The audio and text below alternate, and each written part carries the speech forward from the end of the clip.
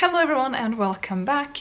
Today I'm here to talk to you about my writing plans, hopes, goal singular for this year, how my writing goals for 2020 went, what are some writing things coming up this year for me, and stuff like that. So let's just go. Now let's start with wrapping up 2020, shall we? My first goal was to write 95% out of all the days, write something on 95% of the days, which comes out to 348 days of the year.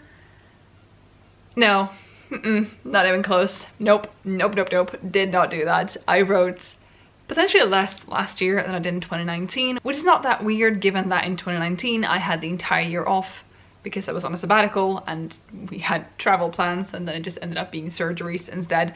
But I had a lot more time then than I did in 2020 when I've been working most of the entire year. Did not do this. Didn't even remember that I set that as a goal. My second goal was to track all of my writing, and I wanted to track my writing both in terms of words and in terms of times spent writing. So if I did a 15-minute sprint and I wrote 600 words, I wanted to track both of those numbers. I didn't do that either. I tracked my words. I was fairly good at tracking my words, although I do think there were times when I didn't write down how much I wrote. Tracking time did not happen much at all. So I suppose I failed both of those goals. And with that in mind, I am carrying over only one goal into this year, and that is that I want to track my writing. I don't care how much I write this year. I don't care how much time I spend on it. I don't have all these stories I need to write and I want to do, you know, 50 first drafts and please don't ever let me do 50 first drafts in a year, and all that. And like I mentioned before, I'm not doing mill wordy, which I know a lot of the community is doing, half mill wordy or full mill wordy or quarter mill wordy or something like that. I'm not doing that. I don't care about how much I write this year, but I want to keep track of it. So my only goal for this year is to track my writing in terms of how many words do I write and on which day do I write them. I have a spreadsheet that makes that very easy.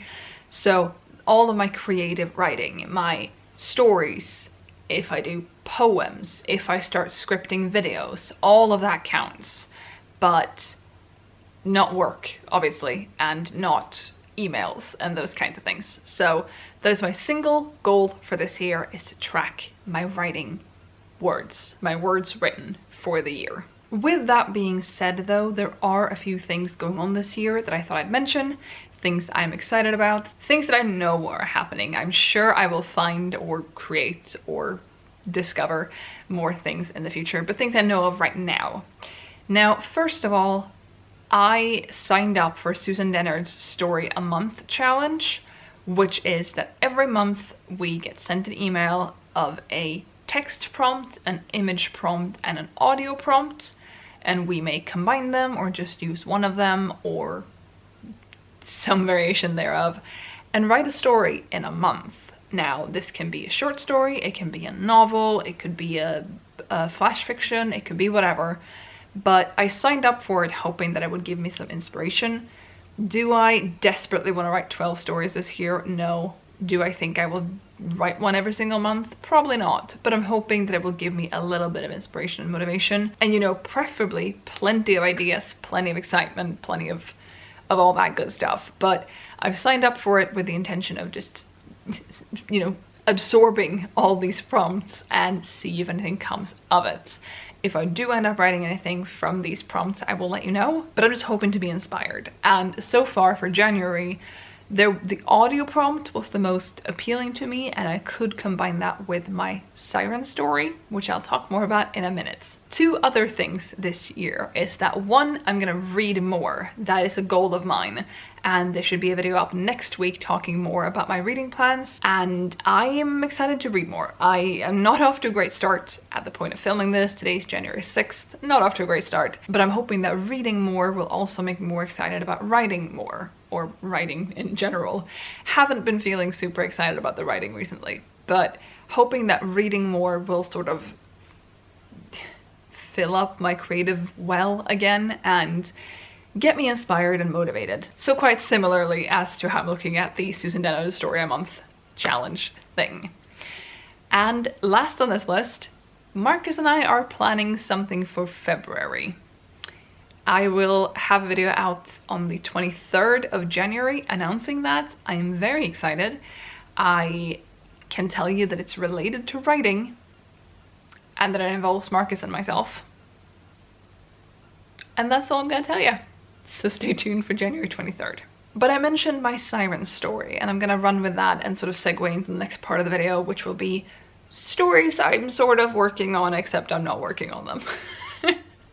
Now, I started writing my siren story back sometime last summer, I think, and I enjoyed it. I wrote a first draft. I realized I didn't like the plot, but I liked the siren aspect. I liked some of the characters. I wanted to rework it and write something else in the same world with sirens, something, and I haven't. Not necessarily for lack of trying, but to be fair, I also haven't spent a huge chunk of time trying to sort this whole thing out. But stories I want to work on and sort of do have at the back of my mind is the siren story, which I'm still trying to figure out the plot for this one. It has sirens and it's kind of all I know. I've tried different angles on it and I haven't found anything I love yet. Still haven't figured it out. Would still really like to write about the sirens. I really do like the sirens that I created. I did some things there with the lore and stuff of it, and I'm just very excited to write about them, but I need to have a plot to write them. So, working on that. The second project I mentioned very briefly in my 2020 reading goal wrap-up, catching up video thing, linked somewhere. I mentioned that I'm working on a Beauty and the Beast reimagining story. Now, saying that I'm working on it isn't quite fair because I only have a sliver of an idea. But basically, it's gonna be a reimagining of Beauty and the Beast, and it's gonna be queer, like everything else that I write. And I'm excited about it. I don't know when I'm gonna write it. I still have to figure out the whole thing called a plot. Not my strong suit. So we'll see how that goes. But I'm very excited to write it. I think it could be really cool, but I need to figure it out. Third is the story I've probably gotten the furthest in. I mean, if you don't count the first draft of the siren story I wrote, probably gotten the furthest into. And I think I mentioned that as well in my 2020 reading challenge wrap-up, catching up, whatever I called the video. Too long of a title, clearly. Which is a Regency era story, which is queer. And it will follow a couple people from the same household, some from like the neighbor's house, and how it all ties together. And it's gonna be queer and nice and quite piney, I think, and I think I'm gonna enjoy it. Those are the three stories I sort of have at the back of my mind that I'm sort of thinking about somewhat frequently. When I'll write them, how soon I'll write them, if I'll even write them, I'm not sure about, but I have them at the back of my mind. I think about them on and off. My plan for right now is to start writing the Regency story tomorrow, which will be a couple days ago when this goes live for our stream, but we'll see how that goes. I'm excited about it and I think it'll be really good, but I feel rusty because I haven't really been writing, and that's what happens when you don't write, I suppose. Those are the three stories, and then the thing I mentioned that I'm doing with Marcus could sort of fit here, but not really. Anyway, that's all I have for you today. Thank you so much for watching. I'll be back with another video soon, so I'll see you then. Bye!